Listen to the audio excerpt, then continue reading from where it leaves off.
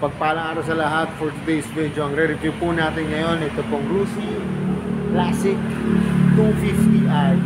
Mga guys, ano na po to? Version 2 na po to kasi FI na po to mga guys. Pero pag hindi pa kayo nakasubscribe sa akin, please hit the notification bell para updated kayo sa aking mga videos. Tara mga guys, simulan natin ito review. So yung mga guys, simulan natin itong review. Ito po yung bago na version 2 ng Rusi Classic 250i. Kasi fuel injection na po to. Yung unang lumabas po nito ay carb type. Simulan po natin sa gulong mga guys. Kitang-kita nyo naman, oh. Napakaganda ng gulong ito, saka napakalaki mga guys. Ang sukat po nito ay 110 by 90. 17 po mga guys. Tapos tignan nyo mga guys, oh, nakamag siya. Yan, ang laki po ng mag, saka ang ganda po ng design. Tapos yung kanyang disc brake, ang laki. Tapos ito po yung kanyang front shock. Yan mga guys. Tapos ito po yung kanyang brake caliper. Tapos may reflector po siya rito para kita po tayo sa gabi. Tapos mga guys, ito po yung kanyang fender. Yan. Chrome po siya. Chrome po siya. Mga guys, ano po ito? Matte black po ito na re-review natin. Saka mga guys, may disc brake siya rito. Magkaabila. Yan o. Napaka-safe po talaga nito. Kasi kita nyo, imagine nyo, dalawa po yung disc brake sa harap. Yan. Tapos puntahan naman natin yung gulong niya sa likod po. Ang gulong naman po nito sa likod ay 130 by 80, 17 din po. Ang ganda po ng spike. Tapos mga guys, oh, may ano siya, chain cover. Ano po, chrome din po. Hindi po lang siya flarings, chrome po. Tapos pag nakita nyo yung kanyang rear shock, ang ganda po. Bronze ang kulay, tapos dibaso. Yan, dibaso siya. Tapos ito po yung kanyang angkasan. Mga guys, maganda rin. Matibay ito kasi may sarili siyang bracket.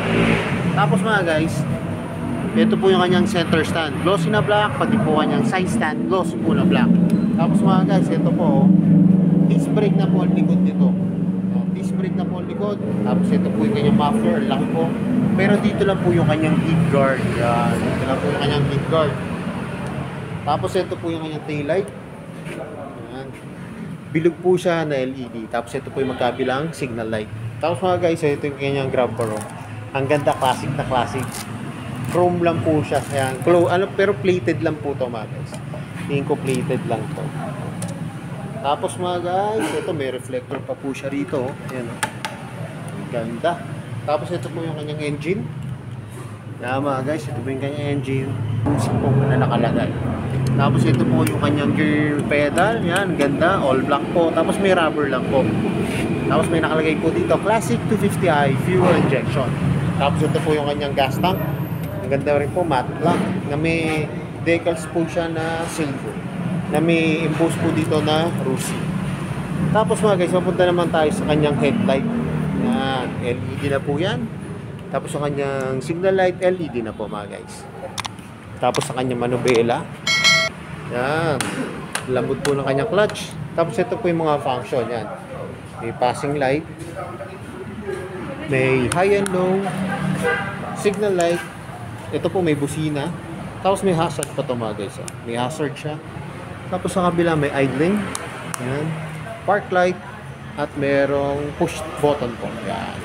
Tapos mga guys, ito po yung kanyang throttle. Lambot po ng kanyang throttle. Pati yung kanyang brake lever. Tapos mga guys, ano po siya? Di push start lang po siya. Yan. Push start lang po. Ito po kasi yung kabilang side ng engine niya. Wala po siyang kickstart mga guys. Yan. Tapos ito po yung kanyang brake pedal. Yan. Glossy po siya na black.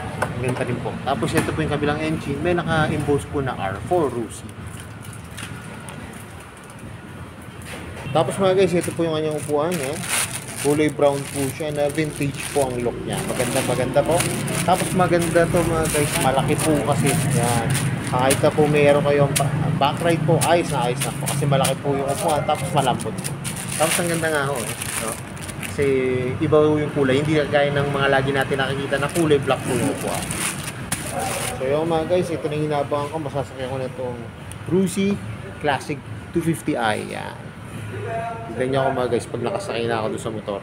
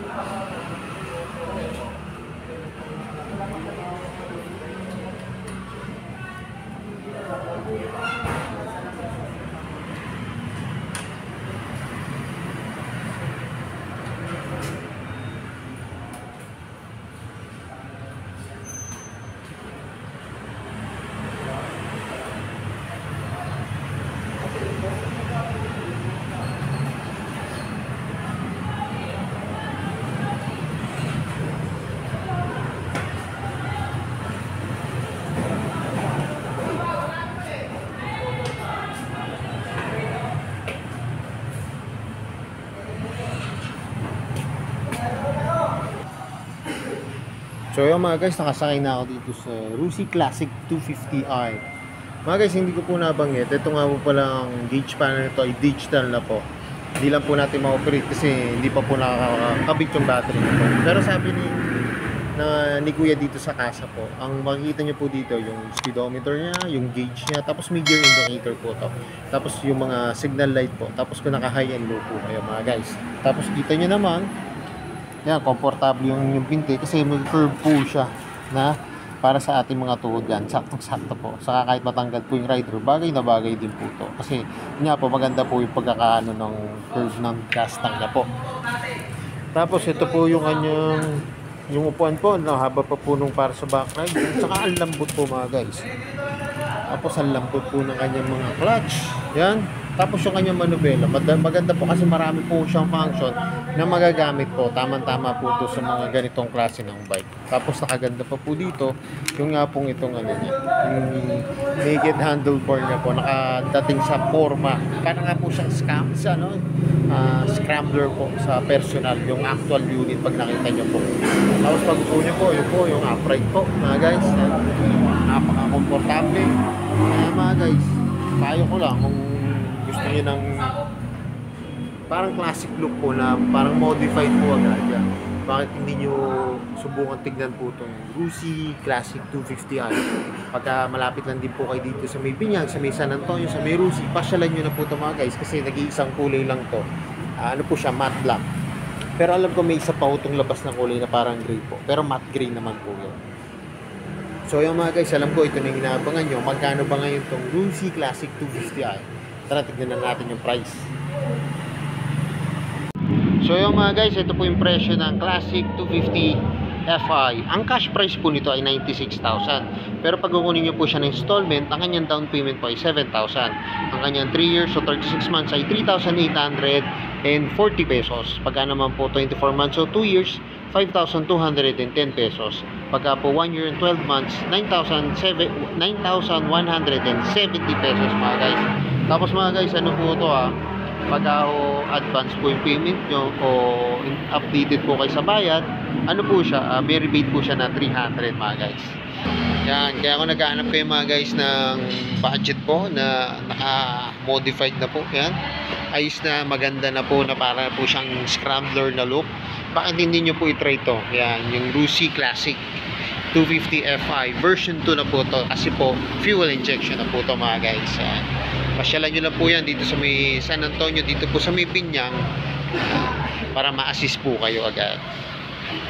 Saka yan nga po, yan po ang available nilang kulay ngayon, yan po, matte black po. So yun mga guys, hanggang dito na lang. Hindi pa kayo nakasubscribe sa akin, please hit the notification bell para updated kayo sa aking mga videos. Salamat nga po pala dito sa may Rusi, dito po sa may Binyang San Antonio, at nare-review ko po yung mga motor nyo.